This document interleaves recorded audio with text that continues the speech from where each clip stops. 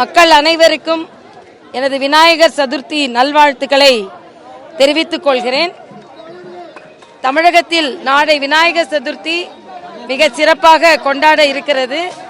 நான் எப்பொழுதும் போல வைக்கும் கோரிக்கை, விநாயகர் சதுர்த்தி பல லட்சம் பல கோடி மக்களால் தமிழகத்தில் பாரத தேசம் முழுவதும் கொண்டாடப்படுகிறது.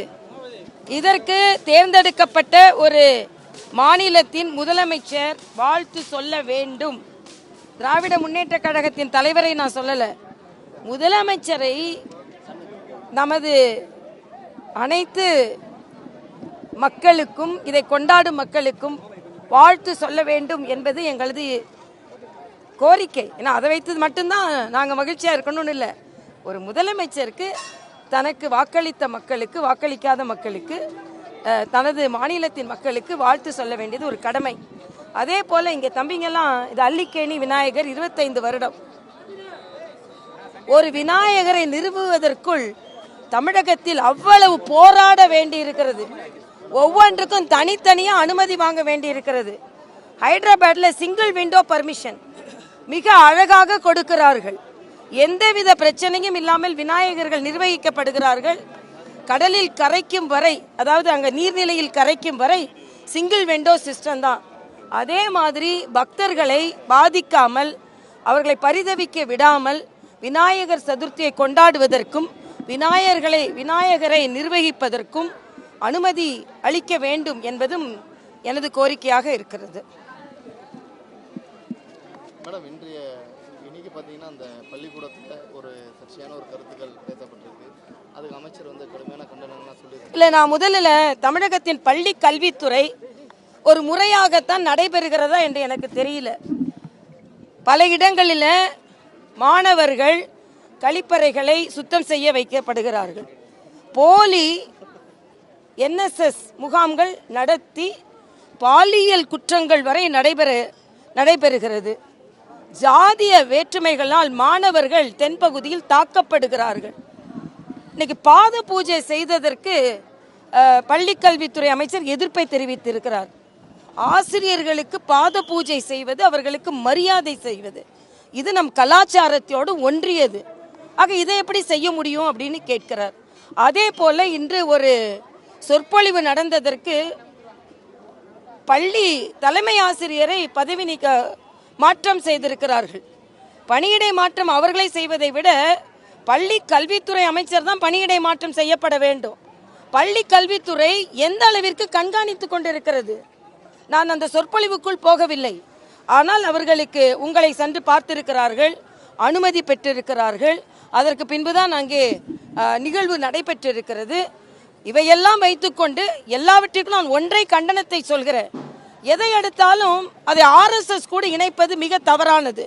RSS ஒரு சேவை இயக்கம், மாபெரும் இயக்கம். என்னை போன்றவர்கள் எல்லாம் ஒரு மாற்று அரசியல் கட்சியில் சார்ந்த ஒரு குடும்பத்தை சார்ந்தவள். RSSஇன் சேவையை பார்த்து தான் என்னை போன்றவர்கள் எல்லாம் நாங்கள் பாரதிய ஜனதா கட்சியில் ஈடுபடுத்தி கொண்டோம். அதனால எதை எடுத்தாலும் RSSக்கு எதிராக மாணவர்கள் போராடுகிறார்கள் என்று ஒரு தோற்றத்தை ஏற்படுத்துவது வன்மையாக கண்டிக்கத்தக்கது. அந்த தலைமை ஆசிரியரை பணியிடை மாற்றம் செய்தது வன்மையாக கண்டிக்கத்தக்கது.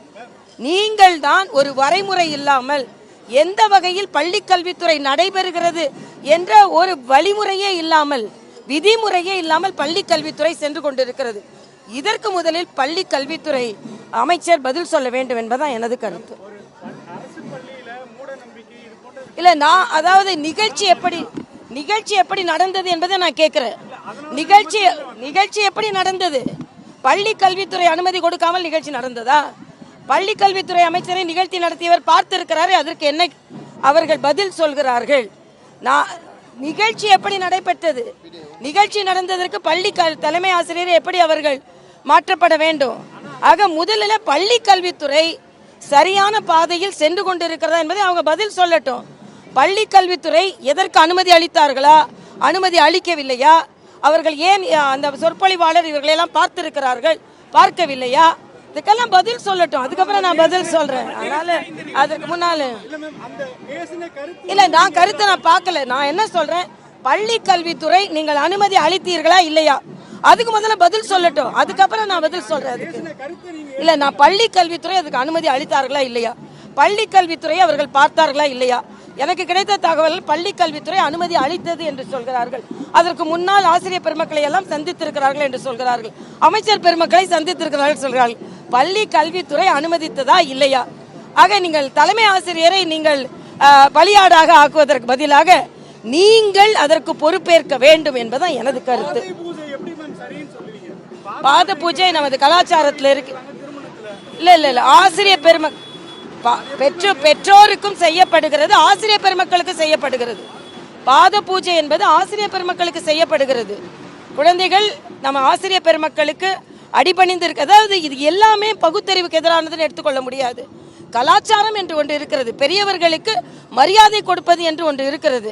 அதனால் அதை தவறு என்று சொல்ல முடியாது. அந்த இல்ல, சுயமரியாதை என்பது இவர்களுக்கு அதோட டெஃபினிஷனே இவங்களுக்கு தெரியலப்பா. சுயமரியாதை நான் கேட்கிறேன், வேங்கை வயல் என்னாச்சு? வேங்கை வயல்ல உள்ள பிரச்சனையை கண்டுபிடித்தார்களா? இன்னைக்கு முகத்துல கழிவுப் பொருட்களை பூசும் அளவிற்கு தமிழகம் சென்று கொண்டிருக்க. ஏன் நீங்க அதுல பகுத்தறிவை பார்க்க மறுக்கிறீர்கள்? நீங்க பகுத்தறிவு என்பதே பகுத்து அறிவு நீங்கள் இல்லவே இல்லை என்பதுதான். பகுத்தறிவு என்பதற்கு உங்களோட டெஃபினிஷனே தப்பு என்பதுதான். கலாச்சாரத்தை பின்பற்றுவது பகுத்தறிவுக்கு எதிரானது அல்ல. பகுத்து அறிவதுதான் பகுத்தறிவு.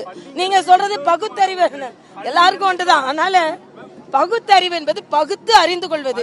நீங்க சொல்ற பகுத்தறிவு கிடையாது என்பது எனது கருத்து. முதலில் அன்பில் மகேஷ், நீங்கள் எதற்கு என்ன முறையை கடைபிடிக்கிறீர்கள்? பள்ளியில் நீங்கள் எதை கடைபிடிக்கிறீர்கள்? நீங்கள் பள்ளியில் எந்த முறையை கடைபிடிக்கிறீர்கள்? இதற்கு அனுமதி கொடுத்தீர்களா கொடுக்கவில்லையா என்பதற்கெல்லாம் முதல்ல பதில் சொல்லட்டும், அப்புறம் நான் பதில் சொல்றேன்.